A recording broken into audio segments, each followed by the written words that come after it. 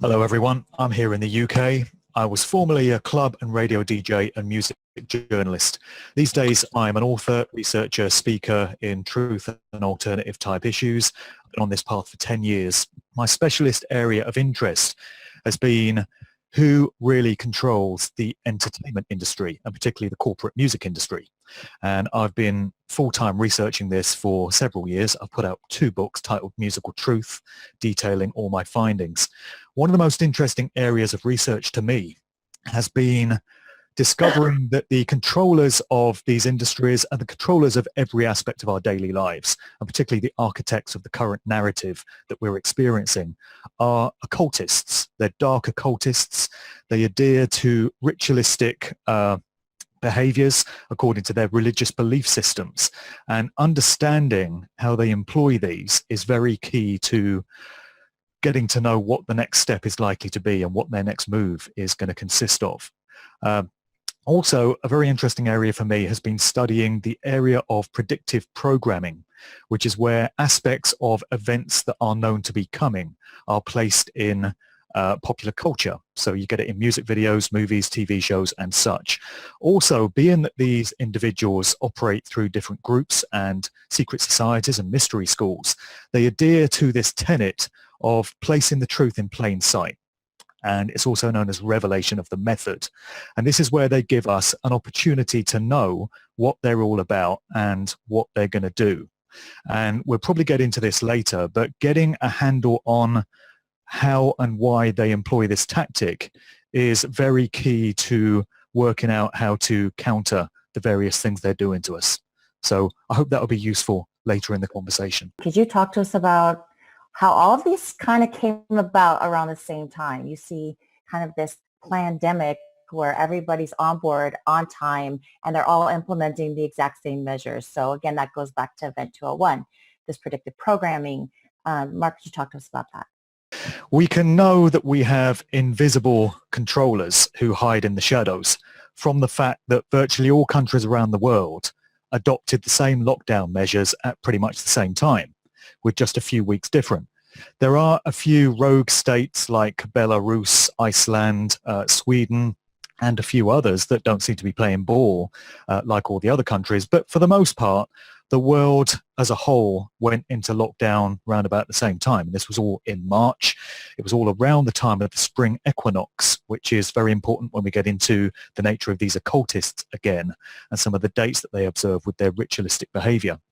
But we have these groups, these think tanks that specialize in working out how they're going to control and dominate and manipulate the rest of us. And we can be pretty sure that the real controllers of this world get together in groups such as the Bilderberg Group, the Council on Foreign Relations, the Trilateral Commission, lots of these groups whose names we know. And there'll also be many whose names we don't get to hear about. But the point is, we can know from this that governments don't run the world. So Boris Johnson is not in charge of the United Kingdom. Donald Trump is not running the United States. There are other higher-ups that are dictating the way these things play out. There's also an organization known as the Tavistock Institute of Human Relations based in London. And this group specializes in mass mind control and social engineering. They shape and mold public attitudes and public reactions and behaviors, and we can be sure that Tavistock have played a big role in this current narrative, particularly in terms of things like social distancing and self-isolation, these buzzwords, these phrases that we're now all familiar with. And they've put this stuff in their writings for many, many decades as well. So it's not as if those of us who are paying attention don't have the opportunity to know how these groups operate and the sort of things that they plan to do to us. There's a movie that came out in 1927, almost 100 years ago, called Metropolis. It was directed by a German Freemason by the name of Fritz Lang, and it depicted a futuristic scenario very similar to the one we've got now. So when you watch that movie, the cityscape in which the characters are all living is very similar to the blueprint for the AI smart grid human settlement zones, futuristic smart cities that we have right now, controlled by 5G and artificial intelligence. And this tells you that as long ago as 1927, these groups had an idea of where they eventually wanted to take society. So they operate years and decades ahead of time. They display incredible levels of patience and incredible levels of persistence and tenacity and sticking to the plan. And we're seeing so much of that come to pass now. And again, going back to the idea of predictive programming, which is where we're given an opportunity to know what is coming, there was a movie that came out much more recently in 2011 called Contagion. I've not seen the whole movie, but I've seen some clips from it. And in the dialogue to this movie, they're talking about things like self-isolation and social distancing. They're using these terms. So back then, 9 years ago, it was known that these terms were coming, and we were being prepped for it in the form of these things being placed into works of popular culture. The way these groups and these networks and these individuals operate is by our tacit consent and approval. It's quite a complicated metaphysical concept, but they feel that if they let us know what's coming and give us an opportunity to know what's going to happen to us, when we don't voice any kind of objection, they take our unspoken reaction as our tacit consent to what's happening. So not saying no is as good as saying yes as far as they're concerned. It doesn't matter if people don't believe this. It doesn't matter if people think this is nonsense. They do, and they operate by these tenets.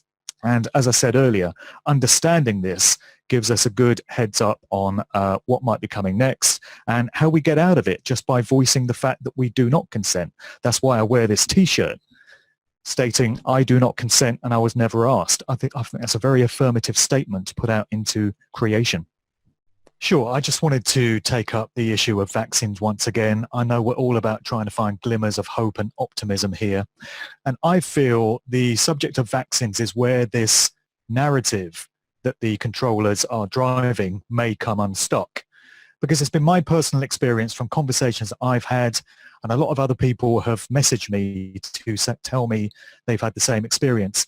There seems to be a lot of public awareness of the fact that vaccines aren't entirely safe. And this is among people that wouldn't ordinarily question mainstream narratives. So when it comes to this whole virus thing, they're probably buying what the BBC Evening News is telling them about the wider subject. But when it comes to vaccines, there has been so much controversy about it. There's been so much debate about it. It's in people's minds that vaccines aren't necessarily as safe as we're being told they are by mainstream sources. And also, vaccines in this whole situation are very much coming with Bill Gates's name attached. And I can tell you from personal experience, again, from conversations that I've had and from looking at Bill Gates's social media pages, and when you go on YouTube and you look at the comments beneath any interview that Bill Gates has done, his name is dirt right now.